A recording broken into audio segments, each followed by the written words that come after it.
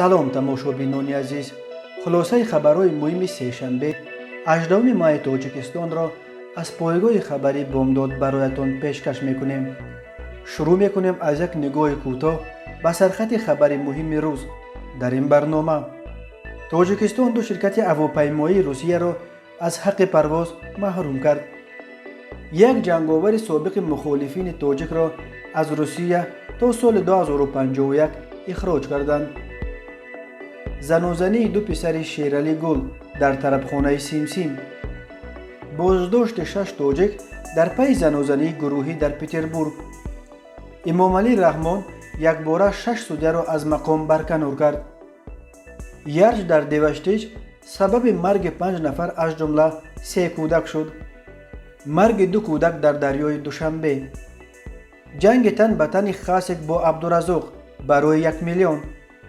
صدمه پرقربانی در رشد قلعه. و اکنون تفصیلات خبرها. اگنتی اویاتسیا گراجدانی تاجیکستان دو شرکت هواپیمایی روسیه سیبیر و سیور نیویتر را به بالا بردن نرخ پروازهایشان عیبدار کرد. آنها را از حق انجام پروازهای چارتری از تاجیکستان به روسیه محروم کرد. رهبر اگنتی اویاتسیا گراجدانی تاجیکستان اکرام صبحانزاده روز 18 ماه به خبرگزاری روسی سپوتنیک گفت این دو شرکت نرخ پروازهایشان را بالا بردند. ما آگاه کرده بودیم که اگر نرخ را پایین نآورند پروازهایشان را قطع میکنیم. آنها پروتکل را امضا کردند ولی تا حال شرطها را اجرا نکردند. اقدام ما کاملا به خاطر حمایت منفعت‌های مردم است، اظهار داشته است اکرام صبحانزاده. اگنتی اویاتسیا گراجدانی تاجیکستان روز 22 اپریل وقتی نرخ پروازها به روسیه تا 17,000 سومونی خست و ناراضگی مردم را به بار آورد، نمایندگان اورالسکی اویالینی، یوت ایر، سیبیر و سیور نیویتر 4 شرکت هواپیمایی روسیه را که حق انجام پروازهای چارتری از فرودگاه‌های تاجیکستان به فرودگاه روسیه را داشتند دعوت کرده به آنها برای پایین آوردن نرخ پروازهایشان 2 روز وقت داد.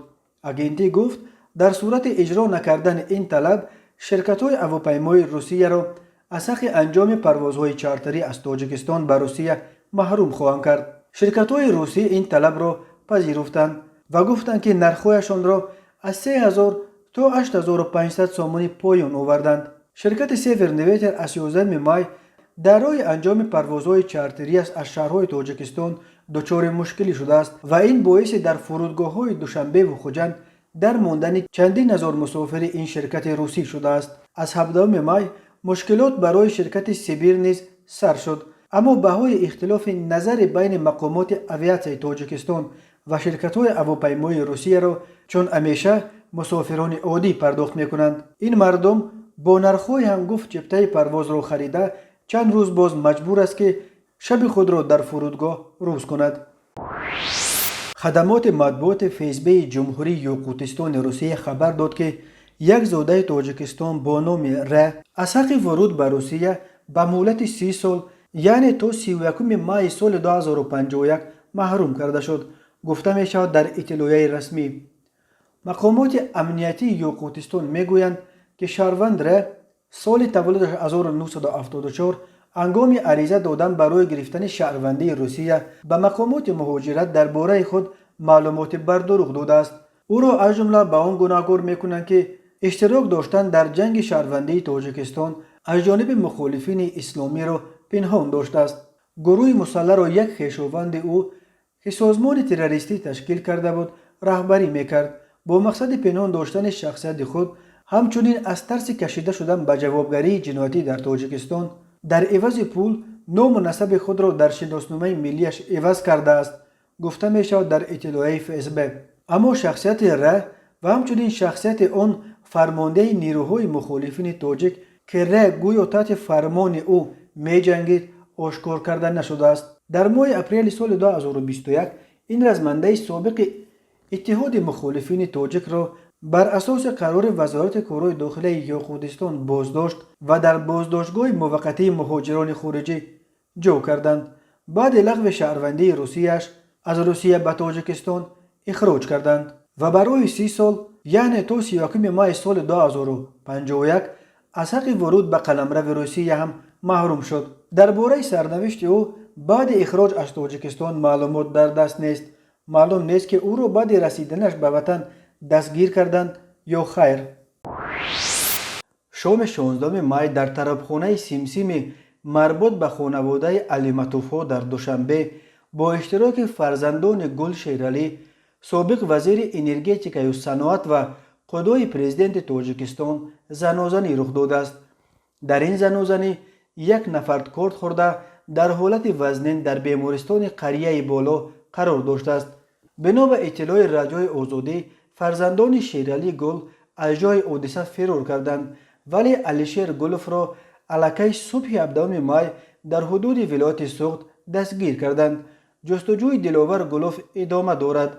آزادی از قبل منبعش گفت هنوز دقیق نیست که کدام از گلوف ها هنگام زنازنی از کارت استفاده برده است. اسم جبری دیده نیست تا حال نشر نشده است. بعد از مناقشه با مقصد قصداً رسانیدن ضرر به عضوای حیاتاً مهم شهروند با کارت ضرر وزنین رسانیده از جای حادثه غیب میزنند. جبری دیده در بیمارخانه قریه بالا زیر نظارت طبیبان قرار داشته سلامتیش وزنین است، گفت یک همصحبت رادیوی آزادی در مقامات انتظامی. حادثه را دادستانی ناحیه سینا تحقیق میکند و برای بازداشت گمانبران به گفت نوبتدار شعبه وزارت کارهای داخلی سینا یک گروه سفربر شده است. علیشیر گلوف 24 سال داشته قبلا در وزارت کارهای داخلی کار میکرد، ولی با کدام دلیل نامعلوم از صف میلیسا رانده شده است. اما اسم برادر او دلاور گلوف پسر شیرعلی گل از همسر دویمش میرنسا سگلی و خواهر وکیل سابق پارلمان سعادت امیرشایو بار اول نیست که در رابطه به ماجراهای گوناگون و اعمال جناییش رسانه‌ای می شود. در سال 2015 دلاور گلوف برای بدون اجازتنامه راندن ماشین 36 5000 سامانی جریمه بسته ماه اوگوست همان سال با جرم میده اوباشی 10 روز حبس کردند. ماه اکتبر سال 2017 نام دلاور گلوف در رابطه با یک زنازنی در حضور ستاره های استرادا و لاتوکوب آوازخان آستان عزیز رسانه‌ای شد. همین طور دلاور گلوف 2 مارس سال 2018 در پی یک زنازنی در طربخانه گلکسی در نزد تئاتر اپرا و بالت در مرکز دوشنبه همراه شوهر خواهرش دلشاد نورعلیزاده و 11 تن دیگر بازداشت شدند. دلاور گلوف به 5 روز حبس مأموری محکوم شد. گلوف را روز 14 مارس از بازداشت جواب دادند و الکی روز 7 مارس برای باز هم بدون اجازتنامه سیاه کردن شیشه های پیش ماشینش بازداشت و جریمه کردند. و بعد حبس دلاور گلوف در ماه مارس رئیس جمهور امامعلی رحمان افراد نزدیکش از جمله شیرعلی گل را هشدار داد که لجام فرزندان از خود رفتهشان را بکشند و او را بدنام نکنند. بعد هشدار پرزیدنت دلاور گلوف را به اروپا برای تحصیل فرستادند، ولی او تابستان سال 2018 با آغاز تعطیل تابستانه به تاجیکستان برگشت و به ماجرای نو گرفتار شد. این دفعه پسر وزیر سابق صنعت و انرژتیک و قدوی پرزیدنت تاجیکستان همراه رفیقانش به حمله به کارمند ریاست مبارزه با جنایت‌های متشکلانه اوباپ وزارت کارهای داخلی دلشاد نرزالله‌زاده ایبدار شد. ساعت تخمینا 23 در یکی از کوچه‌های مرکزی دوشنبه صورت گرفت و نرزالله‌زاده که بر اثر آن حمله بینیش شکست، جوغ و کوسه‌خانه سرش نیز آسیب دید. چند روز در بخش نیروخیروژی بیمارخانه قریه بالا تحت طبابت قرار داشت. زنازنی بین دلاور گلوف و رفیقش با کارمندان میلیسا وقتی رخ داد که کارمندان اوباپ نیم شب ماشین گلوف را در یکی از کوچه‌های مرکزی دوشنبه منع کرده او را به آن ایبدار کردند که به حرکت رانندگان ماشین‌های دیگر خلل ایجاد می‌کند. دادگاه ناحیه شامنسو روز 2 نوامبر سال 2018 دلاور گلوف را به 1 سال زندان محکوم کرد. دادگاه دلاور گلوف را بر اساس قسم 3 ماده 237 اوباشی با استفاده از سلاح و یا اشیایی که همچون سلاح استفاده شده است و لاتوکوب کارمندان اوباپ دلشاد نرزالله‌زاده گناهکار شناخت. این بند قانون همچون جزا از 5 تا 7 سال زندان پیش بینی میکند، ولی دادگاه گفت حالتهای سبک کننده از جمله دو فرزند نابالغ داشتن دلوار گلوف صدقاً اظهار پشیمانی کردند و از جبر دیده عذر خواستن او را به نظر گرفته به وی چنین حکم سبک داده است. دلوار گلوف الکی در اول سال 2019 از محبس آزاد شد. گل شیرعلی 71 ساله که قدوی رئیس جمهور امام علی رحمان است تا زمان بازنشسته شدنش از شخصیت‌های پرنفوذ در حکومت تاجیکستان به شمار می‌رفت. گل شیرعلی از سال 2006 تا سال 2013 طی 7 سال وزیر انرژتیک و صنعت تاجیکستان و از آن قبل سالها رئیس کمیته دولتی سرمایه‌گذاری و اداره اموال دولتی تاجیکستان بود. سالهای آخر او را برای بخش تاجیکستانی ساختمان لوله گاز ترکمنستان خطای را به عهده داشت، ولی بحران اقتصادی اجرای این طرح بزرگ استراتژی را به تأخیر انداخت. در یک واکنش به بازداشت پسر و دامادش در ماه مارس سال 2018 شیرعلی گل گفته بود چنین به نظر می رسد که کسی مخصوصا اعضای عائله او را شکار کرده ایستاده است. ولی وقتی دلوار گلوف بعد چند ماه باز دستگیر و این نوبت محکوم به زندان شد، شیرعلی گل دیگر قضیه اطراف پسر رهگم زده‌اش را شرح نداد. در پی زنوزنی گروهی شام 14 می با اشتراک مهاجران در ناحیه پریمورسک شهر سنت پترزبورگ روسیه، پلیس دست کم 6 مهاجر تاجیک را دستگیر کرده است.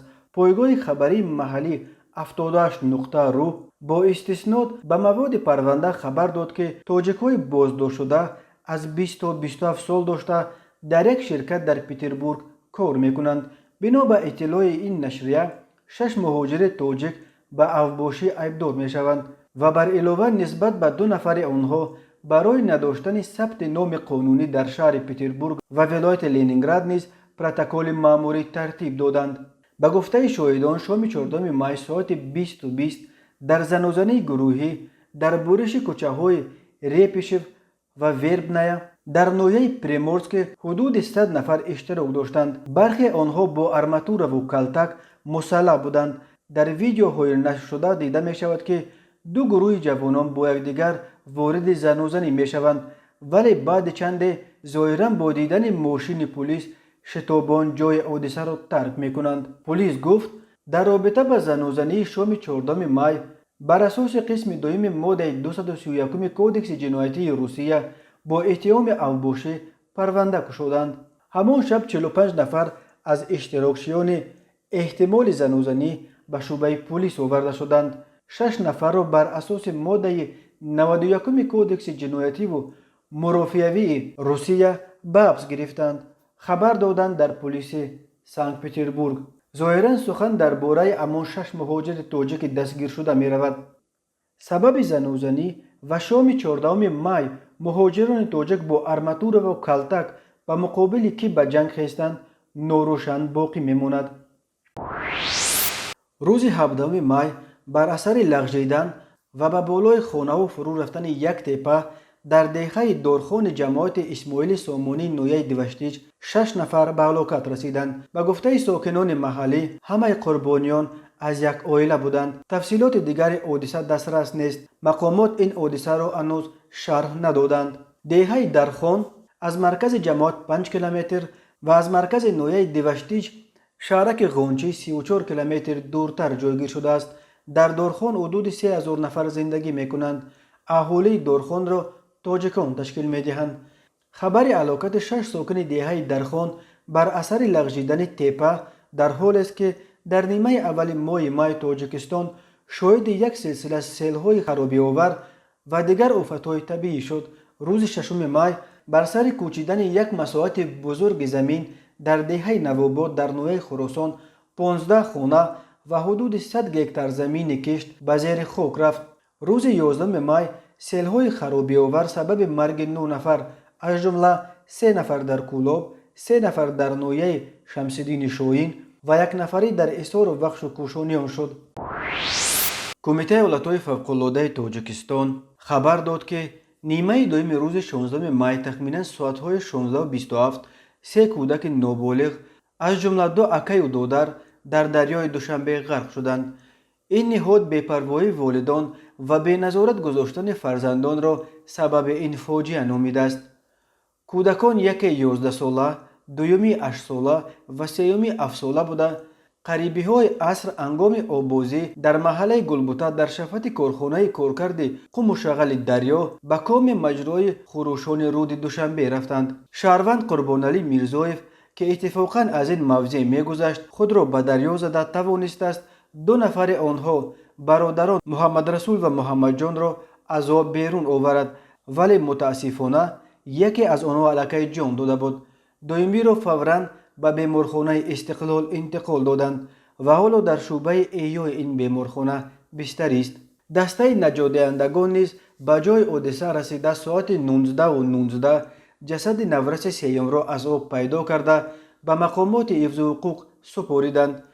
بنا به آمار کمیته حالتهای فوق‌العاده در 4 ماه اول سال 2021 در کل دریاهای تاجیکستان 19 نفر از جمله 9 نابالغ جان باختند.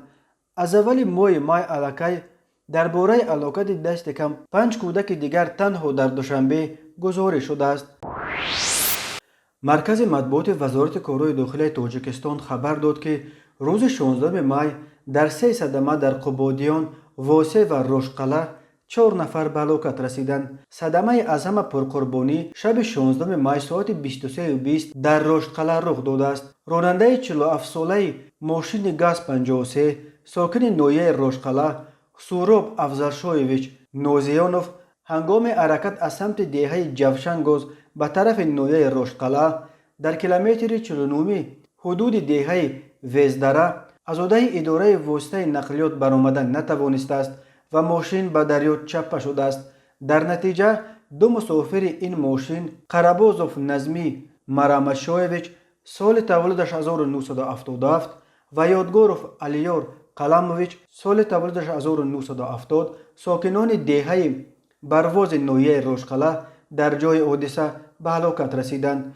2 مسافر دیگر گاز 53 ابراهیموف عینالله سعداللهویچ سال تولدش 1967 و نیاز محمود و سورینوز سال تولدش 1978 نیز ساکنان نویه روشقله با جراحت‌های گوناگون در بیمارخانه بستری گردیدند. همین طور شام 16 می ساعت 19:30 راننده ماشین تمغه خوندای سناتا محمد صدیقوف محمد جان یلدوشویچ سال تولدش 1973 ساکن جماعت 20 سالگی استقلالیت نویه قبادیان هنگام حرکت از سمت این جماعت به سمت جماعت تخت سنگین در حدود دهه قزل نشان از عهده اداره واسطه نقلیات نبرآمده ولسپیتران یلدوشوف زاهد رجبویچ سال تولدش 1972 ساکن جماعت 20 سالگی استقلالیت را پخش نموده است.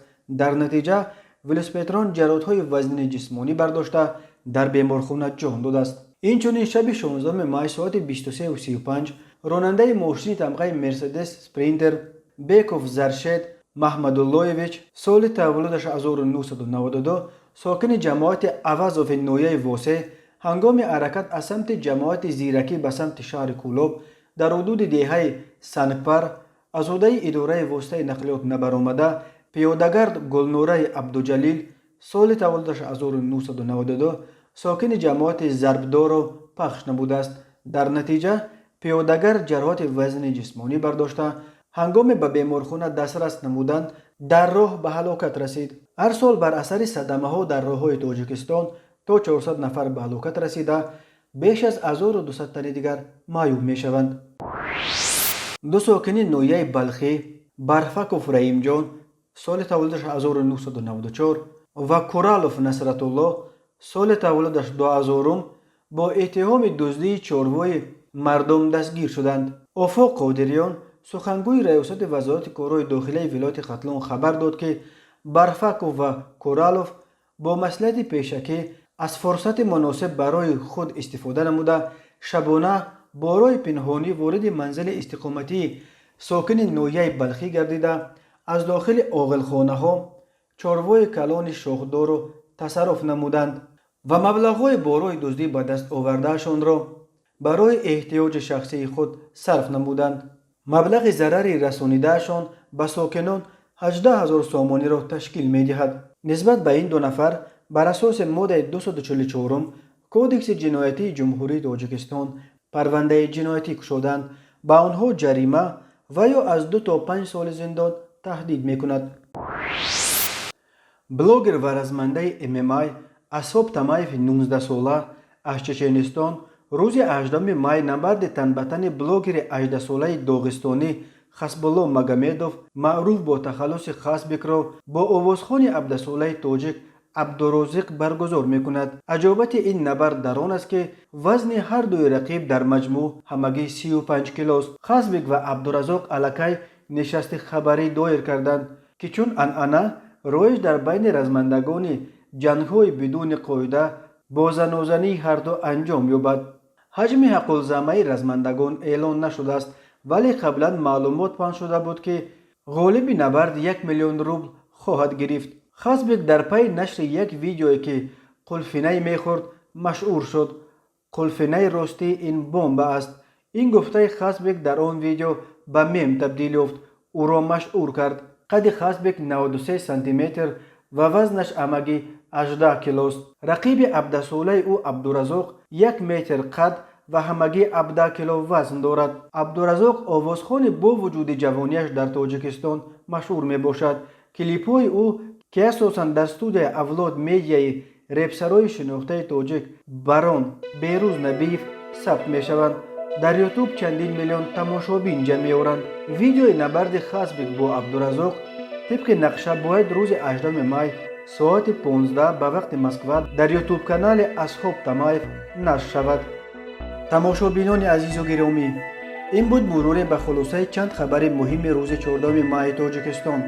خبر و گزارش‌های بیشتر از تاجیکستان و درباره تاجیکستان را در سامانه پایگاه خبری بامداد در این نشانه پیگیری کنید: www.bomdad.com. خوش باشید.